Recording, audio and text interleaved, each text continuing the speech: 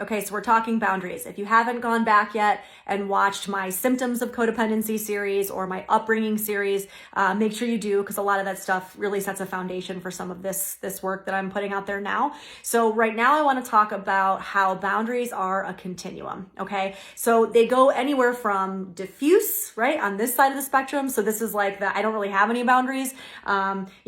It's no big deal. It's fine. It's not worth speaking up. I never say no. I do until I'm completely depleted. That kind of behavior, all the way to walls, right? Which are very rigid. They're cutoffs.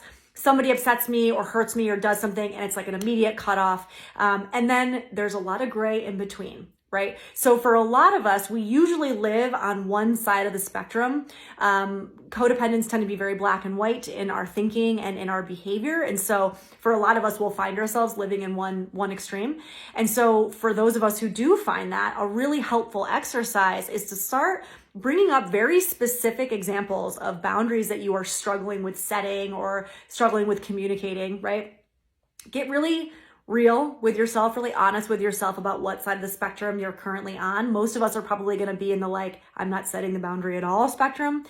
And then I want you to feel into what swinging to the other side of the pendulum might sound like, feel like, look like. Be extreme with this. Use your imagination, right? What would that really extreme wall, hand in the face, cut off, what would that look like? What would that sound like? I'm guessing once you lean into that imaginative space, that's probably going to feel pretty icky too, just like the not setting a boundary at all feels pretty icky. Once we know what both sides feel like, it tends to be easier, I'll put that in air quotes, for us to figure out what the middle ground might look like, sound like, feel like, right?